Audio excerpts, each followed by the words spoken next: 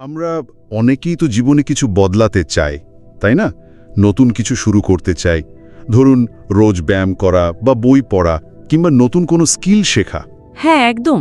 কিন্তু প্রায়ই কি হয়, শুরুটা বেশ ভালো হয়, কিন্তু কদিন পরই কেমন যেন আগ্রহটা চলে যায়। ঠিক, এই সমস্যাটা খুব পরিচিত। জেমস ক্লিয়ার ওনার বিখ্যাত বই অ্যাটমিক হ্যাবিটস কিন্তু ঠিক এই ব্যাপারটা নিয়েই দারুণ কিছু কথা বলেছেন। আমাদের কাছে বইটার মূল ধারণাগুলো আছে। হ্যাঁ, আজকের আলোচনাটা এই বইটার গভীরে গিয়ে বোঝার চেষ্টা করবে যে কেন আমরা এই অভ্যাসের খেলায় প্রায়ই ঠিক ঠিক পেরে উঠি না, আর কিভাবে আসলে জেতা সম্ভব। ঠিক বলেছেন। আর জেতার জন্য যে বিরাট কিছু করতে হবে, ব্যাপারটা মোটেও তেমন নয়। ক্লিয়ারের মূল আইডিয়াটাই হলো ওই ছোট ছোট, মানে প্রায় বোঝাই যায় না এমন পরিবর্তনের সম্মিলিত শক্তি। ওই 1% উন্নতি। হ্যাঁ, উনি বলছেন প্রতিদিন যদি মাত্র 1% করে ভালো করা যায়, সেটা বছর শেষে গিয়ে বিশাল এক পরিবর্তন আনে। শুনতে খুব সাধারণ লাগে, তাই না? কিন্তু এর পেছনে একটা দারুণ শক্তিশালী জিনিস কাজ করে, অনেকটা চক্রবৃদ্ধির সুদের মতো, কম্পাউন্ডিং এফেক্ট। ওই 1% ব্যাপারটা আসলেই দারুণ। মানে ভাবলে কেমন লাগে, রোজ একটু একটু করে ভালো হওয়া মানে বছর শেষে প্রায় 37 গুণ এগিয়ে যাওয়া। হ্যাঁ, কিন্তু এর উল্টো দিকটাও তো আছে, তাই না? অবশ্যই।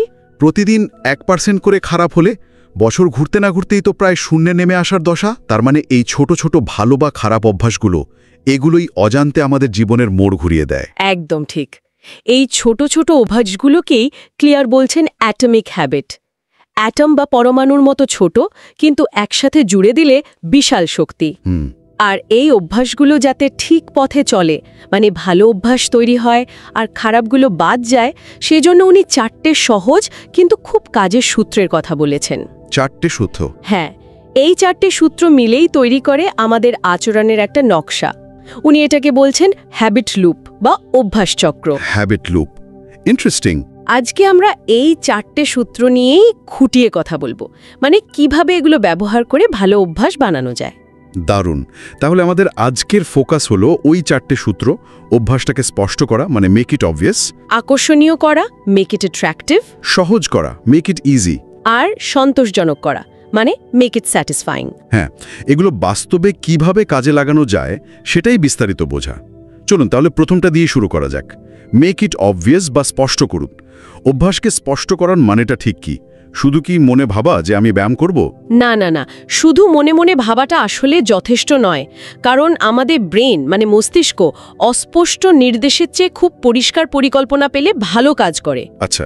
যেমন আমি আরও স্বাস্থ্যকর খাবো, এটা তো একটা ইচ্ছে, তাই না? এটা কোনো প্ল্যান হলো না। ক্লিয়ার বলছেন অভ্যাসটাকে স্পষ্ট করার সবচেয়ে ভালো রাস্তা হলো দুটো জিনিস একদম নির্দিষ্ট করে ফেলা: কখন, টাইম, আর কোথায়, লোকেশন। সময় আর জায়গা। হ্যাঁ, উনি একটা সহজ ফর্মুলাও দিয়েছেন এর জন্য। আমি প্রতিদিন এই সময়ে এই জায়গায় এই কাজটা করব। ও, যেমন ধরুন, আমি প্রতিদিন সকাল 7টায় আমার পড়ার টেবিলে বসে 10 মিনিট মেডিটেশন করব।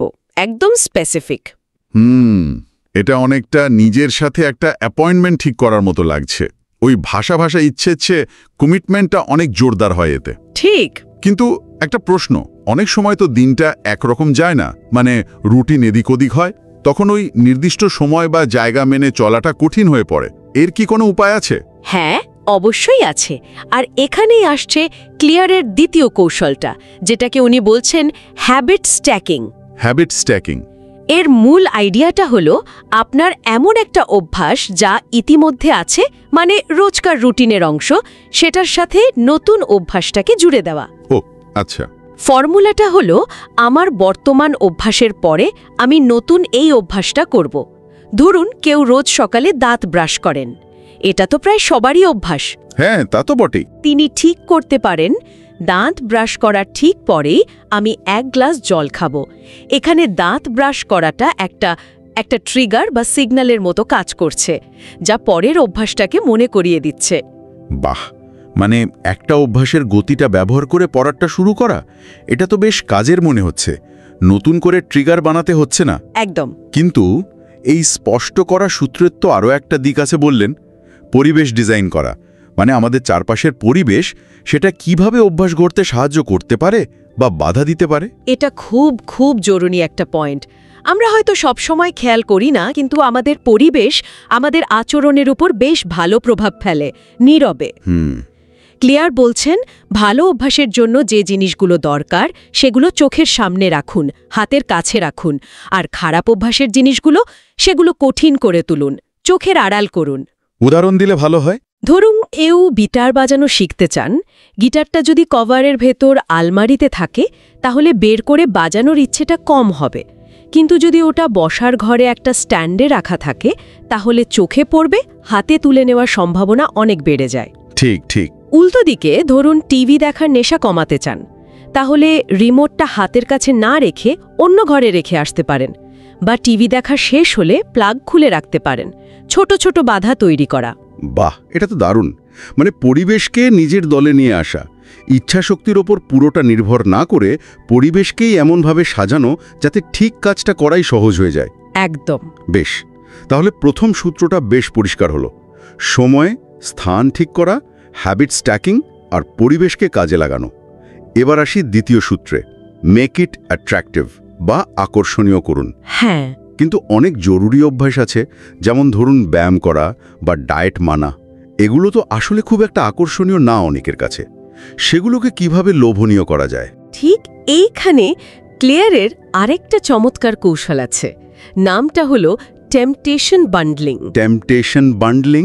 হ্যাঁ, সোজা বাংলায় বললে আপনি যে কাজটা করতে চান বা আপনার করা দরকার, নিড ওয়ান্ট, সেটার সাথে এমন একটা কাজ জুড়ে দিন যেটা করতে আপনার আসলেই খুব ভালো লাগে। এনজয়।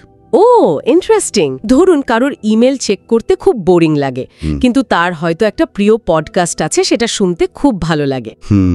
তিনি নিয়ম করতে পারেন, আমি শুধু ইমেল চেক করার সময়ই আমার ওই প্রিয় পডকাস্টটা শুনব, অথবা আমি ট্রেডমিলে দৌড়ানোর সময়ই নেটফ্লিক্সের ওই সিরিজটা দেখব, অন্য সময় নয়।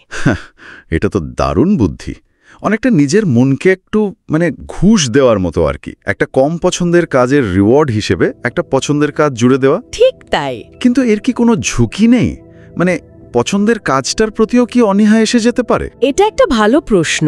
ঝুঁকি কিছুটা তো থাকেই যদি ব্যালেন্স না রাখা যায়। ক্লিয়ার বলছেন, বান্ডলিংটা এমনভাবে করতে হবে যাতে দরকারি কাজটা শেষ হলেই ভালো লাগার কাজটা শেষ হয়ে যায়। আচ্ছা, ট্রেডমিল থেকে নামলেই সিরিজ দেখা বন্ধ। এতে কি হয়, মস্তিষ্ক দুটো কাজকে একসাথে লিঙ্ক করতে শেখে, আর ওই দরকারি কাজটা করার জন্য একটা পজিটিভ এক্সপেকটেশন তৈরি হয়। তবে এটা মূলত সেই সব অভ্যাসের জন্য ভালো কাজ করে যেগুলোর তাৎক্ষণিক কোনো আনন্দ নেই। বোঝা গেল। আকর্ষণীয় করার আরেকটা পথের কথাও বলা হয়েছে, সামাজিক প্রভাব। আমরা নাকি আমাদের চারপাশের লোকজনের আচরণ নকল করি। এটা কিভাবে সাহায্য করে? দেখুন, মানুষ তো আসলে সামাজিক জীব। আমরা যে গ্রুপ বা কমিউনিটির মধ্যে থাকি সেখানকার রীতিনীতি, আচরণ, বিশ্বাস এগুলো আমাদের উপর দারুণ প্রভাব ফেলে। আমরা কল্টই করতে পারি না, কিন্তু অবচেতনভাবে আমরা সেটাই করতে চাই যা আমাদের চারপাশের লোকজন স্বাভাবিক মনে করে বা প্রশংসা করে। এটা ঠিক। তাই ক্লিয়ার বলছেন, যদি কোনো ভালো অভ্যাস করতে চান তাহলে এমন কোনো দলে বা কমিউনিটিতে যোগ দিন যেখানে সেই অভ্যাসটা অলরেডি আছে এবং সেটাকে ভালো চোখে দেখা হয়। যেমন ধরুন কেউ যদি বই পড়ার অভ্যাস করতে চান, একটা বুক ক্লাবে যোগ দিলে অন্যদের দেখে বা তাদের আলোচনা শুনে উৎসাহ পেতে পারেন। বা ধরুন নিয়মিত দৌড়ানোর অভ্যাস করতে চান, কোনো রানিং গ্রুপে যোগ দিলে কাজটা অনেক সহজ হয়ে যায়, সঙ্গ পাওয়া যায়। পরিবেশ যেমন বাইরের দিক থেকে প্রভাবিত করে, এই সামাজিক ব্যাপারটা তেমনি ভেতর থেকে মানসিকভাবে প্রভাবিত করে। সঙ্গতোষের লোহা ভাসে টাইপের ব্যাপার। অনেকটা তাই। আচ্ছা, তাহলে অভ্যাসকে স্পষ্ট আর আকর্ষণীয় করার পর এলো তৃতীয় সূত্র, মেক ইট ইজি বা সহজ করুন। এর মানে কি? ফাঁকি দিতে বলা হচ্ছে? না না, মোটেও তা নয়। এর মূল কথাটা হলো, মানুষের একটা স্বভাব আছে কম পরিশ্রমে কাজ সারতে চাওয়া। যে কাজটা শুরু করতে যত বেশি বাধা বা ফ্রিকশন থাকে সেটা এড়িয়ে যাওয়ার ইচ্ছে তত বাড়ে। ঠিক তাই ভালো অভ্যাস তৈরির ক্ষেত্রে এই বাধাগুলো যতটা সম্ভব কমিয়ে আনতে হবে, সহজ করতে হবে। কিভাবে? ধরুন আপনি সকালে জিমে যেতে চান, যদি আগের রাতেই জামাকাপড় গুছিয়ে রাখেন, জলের বোতলটা ভরে রাখেন, তাহলে সকালে উঠে তৈরি হওয়ার কয়েকটা স্টেপ কমে গেল, ফ্রিকশন কমল, জিমে যাওয়ার সম্ভাবনাও বেড়ে গেল। ও আচ্ছা, ইচ্ছা শক্তির ওপর চাপ কমানো, পথটাকে যতটা সম্ভব মসৃণ করে দেওয়া। একদম। আর খারাপ অভ্যাসের ক্ষেত্রে ঠিক উল্টোটা, বাধা বাড়াতে হবে। ঠিক তাই। ধরুন কেউ যদি স্মার্টফোনে বেশি সময় কাটানো কমাতে চান, হ্যাঁ, এটা অনেকের সমস্যা। তিনি সোশ্যাল মিডিয়া অ্যাপগুলো হোম স্ক্রিন থেকে সরিয়ে ভেতরের কোনো ফোল্ডারে রাখতে পারেন, নোটিফিকেশন বন্ধ করে দিতে পারেন, বা ধরুন রাতে ফোনটা বেডরুমে না রেখে অন্য ঘরে চার্জে দিতে পারেন। এগুলো সবই খারাপ অভ্যাসটার পথে ছোট ছোট বাধা তৈরি করা, যা শুরু করাটাকে একটু হলেও কঠিন করে তোলে। দারুণ কৌশল তো। আর এই সহজ করা সূত্রের মধ্যেই তো ক্লিয়ারের খুব বিখ্যাত একটা টেকনিক আছে, 2 মিনিট রুল বা 2 মিনিটের নিয়ম। হ্যাঁ, একদম। মাত্র 2 মিনিট। হ্যাঁ, যেমন প্রতিদিন বই পড়া, এই অভ্যাসটা শুরু হতে পারে প্রতিদিন বইয়ের একটা পাতা পড়া দিয়ে। শুধু এক পাতা? হ্যাঁ, বা ধরুন রোজ রাতে গিটার প্র্যাকটিস করা, এটা শুরু হতে পারে শুধু গিটারটা কভার থেকে বের করে কোলে নেওয়া দিয়ে। সকালে 30 মিনিট দৌড়াবো, এটা শুরু হতে পারে শুধু দৌড়ানোর পোশাকটা পরে ফেলা দিয়ে। কিন্তু শুধু পোশাক পরলে বা এক পাতা পড়লে কি হবে? আসল কাজটা তো হলো না। এখানেই তো মজাটা।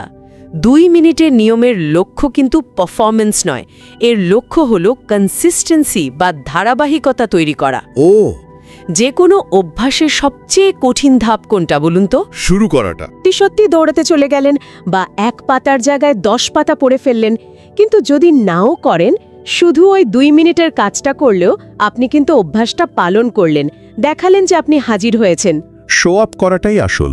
হ্যাঁ, মূল উদ্দেশ্য হলো প্রতিদিন কাজটা করা, নিজেকে আমি একজন পড়ুয়া বা আমি একজন দৌড়বিদ হিসেবে ভাবতে শুরু করা। পরিমাণটা ওটা পরে ধীরে ধীরে বাড়ানো যাবে। বাহ, এটা আসলেই খুব বাস্তবসম্মত আর সাইকোলজিক্যাল একটা কৌশল। শুরু করার যে জড়তা সেটা কাটানোর দারুণ উপায়। বেশ, তাহলে আমরা অভ্যাসকে স্পষ্ট, আকর্ষণীয় এবং সহজ করে ফেললাম। কিন্তু অভ্যাসটা টিকিয়ে রাখার জন্য তো কিছু একটা লাগবে, তাই না? যা আমাদের বারবার কাজটা করতে মোটিভেট করবে। এখানেই আসছে চতুর্থ এবং শেষ সূত্র, মেক ইট স্যাটিসফাইং বা সন্তোষজনক করুন। এর মানে কি? এর মূল ভিত্তিটা হলো মানুষের আচরণের একটা বেসিক নিয়ম, যে কাজের ফল আনন্দ দেয় বা সন্তুষ্টি দেয়, আমরা সেই কাজ বারবার করি, আর যে কাজের ফল কষ্ট দেয় বা বিরক্তিকর লাগে সেটা এড়িয়ে চলি। ঠিক। সমস্যাটা হলো অনেক ভালো অভ্যাস, যেমন ধরুন ব্যায়াম করা বা টাকা জমানো, এগুলোর আসল সুফল পাওয়া যায় অনেক পরে, ভবিষ্যতে। কিন্তু আমাদের ব্রেন তাৎক্ষণিক পুরস্কার বা তৃপ্তি বেশি পছন্দ করে। হ্যাঁ, এটা তো ঠিক। তাই ক্লিয়ার বলছেন, ভালো অভ্যাসটাকে যদি টেকসই করতে হয়, তাহলে এর সাথে একটা তাৎক্ষণিক সন্তুষ্টি বা পুরস্কার জুড়ে দিতে হবে। তাৎক্ষণিক সন্তুষ্টি মানে কাজটা করার পরে নিজেকে চকলেট খাওয়াতে হবে? হ্যাঁ, চকলেট খাওয়াটা হয়তো ভালো উদাহরণ হবে না, যদি আপনার লক্ষ্য হয় স্বাস্থ্যকর জীবনযাপন। তা ঠিক। পুরস্কারটা এমন হতে হবে যা আপনার মূল লক্ষ্যের সাথে কনফ্লিক্ট করে না, আর যেটা আপনাকে সঙ্গে সঙ্গে একটা ভালো অনুভূতি দেয়। এটা খুব ছোট কিছু হতে পারে। যেমন ধরুন ব্যায়াম শেষ করার পর একটা ট্র্যাকিং অ্যাপে লগ করা যে আপনি কাজটা করেছেন, বা ধরুন 1 সপ্তাহ ধরে প্রতিদিন সময় মতো ঘুমোতে যাওয়ার পর সপ্তাহান্তে নিজেকে পছন্দের কোনো সিনেমা দেখার অনুমতি দেয়া। মূল পয়েন্ট হলো কাজটা শেষ হওয়ার সাথে সাথেই একটা পজিটিভ ফিডব্যাক পাওয়া, যা মস্তিষ্ককে সিগন্যাল দেবে যে এই কাজটা আবার করা লাভজনক। পুরস্কারটা তাহলে অভ্যাসের সাথে মিল রেখে হওয়া দরকার। আর আপনি ট্র্যাকিংয়ের কথা বললেন, অভ্যাস ট্র্যাক করাটা কিভাবে সন্তোষজনক হতে পারে? ওটা তো আরও একটা এক্সট্রা কাজ মনে হতে পারে। আপাত দৃষ্টিতে কাজ মনে হলেও ট্র্যাকিংয়ের একটা দারুণ মনস্তাত্ত্বিক প্রভাব আছে। যখন আপনি একটা ক্যালেন্ডারে রোজ ক্রস চিহ্ন দেন বা অ্যাপে দেখেন আপনার অভ্যাসের স্ট্রিকার লম্বা হচ্ছে, তখন এটা আপনার অগ্রগতির একটা দৃশ্যমান প্রমাণ তৈরি করে। আচ্ছা, ভিজুয়াল প্রোগ্রেস। হ্যাঁ, আর এই অগ্রগতি দেখাটা নিজেই একটা বিরাট পুরস্কার। আপনি হয়তো দেখলেন টানা 20 দিন আপনি নিয়ম মেনে চলেছেন। এই যে একটা চেইন তৈরি হলো, এটা ভাঙতে আপনার নিজেরই খারাপ লাগবে। এটা অনেকটা গেমের মতো হয়ে যায়, যেখানে আপনি নিজের সাথে খেলছেন এবং জিতছেন। এই জেতার অনুভূতিটাই সন্তুষ্টি দেয় আর অভ্যাসটা চালিয়ে যেতে সাহায্য করে। বাহ, তাহলে এই 4টি সূত্র, স্পষ্ট করা, আকর্ষণীয় করা, সহজ করা আর সন্তোষজনক করা, এগুলো মিলে তো একটা পুরো সিস্টেম তৈরি করছে। একদম। একটা অভ্যাস শুরু করা থেকে শুরু করে সেটাকে নিয়মিত করা এবং শেষ পর্যন্ত টিকিয়ে রাখা পর্যন্ত পুরো জার্নিটার জন্যই যেন গাইডলাইন আছে। ঠিক তাই। আর একটা জিনিস মনে রাখতে হবে, এই সূত্রগুলো কিন্তু আলাদা আলাদা নয়, এরা একে অপরের সাথে জুড়ে আছে, একটা সাইকেলের মতো কাজ করে। একটা ভালো অভ্যাস তৈরি করতে হলে এই 4টে ধাপই জরুরি। আর সবচেয়ে জরুরি বিষয় হলো ধৈর্য আর ধারাবাহিকতা। ক্লিয়ার? কিন্তু বারবার জোর দিয়েছেন ওই ছোট্ট ছোট্ট পদক্ষেপের বিশাল ক্ষমতার ওপর। বড় লক্ষ্য দেখে ভয় না পেয়ে প্রতিদিনের ওই 1% উন্নতিগুলোকেই সেলিব্রেট করা উচিত, কারণ লম্বা সময়ে এগুলোর মিলিত প্রভাবই আমাদের জীবনে আসল পরিবর্তনটা আনে। সত্যি, আজকের আলোচনা থেকে এটা খুব পরিষ্কার যে সাফল্যের জন্য রাতারাতি বিরাট কোনো বদলের দরকার নেই। দরকার হলো ছোট, গোছানো আর নিয়মিত অভ্যাসের। এটাই হয়তো অ্যাটমিক হ্যাবিটসের সবচেয়ে বড় শিক্ষা, ছোট জিনিসের শক্তিকে কখনো ছোট করে না দেখা। একদম, কারণ অভ্যাস হলো অনেকটা সেলফ ইমপ্রুভমেন্টের চক্রবৃদ্ধি সুদ। ছোট ছোট ইনভেস্টমেন্টগুলোই সময়ের সাথে সাথে বিশাল রিটার্ন দেয়। তাই বিরাট লক্ষ্যের পেছনে না দৌড়ে প্রতিদিনের প্রসেসটার উপর ফোকাস করা আর সেটাকে এই 4টে সূত্রের সাহায্যে আরও ভালো করাই অনেক বেশি কাজের। খুবই মূল্যবান আলোচনা হলো। এই 4টে সূত্র শোনার পর একটা প্রশ্ন আসছে মনে, যা হয়তো আমাদের শ্রোতারাও ভাবতে পারেন। বলুন। নিজের জীবনে এমন কোনো একটা ছোট, প্রায় নগণ্য পরিবর্তন কি আনা যায় যা এই 4টি নিয়ম মেনে চলে, যা স্পষ্ট, আকর্ষণীয়, সহজ এবং সন্তোষজনক? এমন কোনো ছোট্ট অভ্যাস যা শুরু করলে হয়তো লম্বা সময়ে একটা বড় পজিটিভ প্রভাব ফেলতে পারে। কে জানে, এই ছোট ভাবনাটাই হয়তো হতে পারে ভবিষ্যতের কোনো বড় অর্জনের প্রথম ধাপ।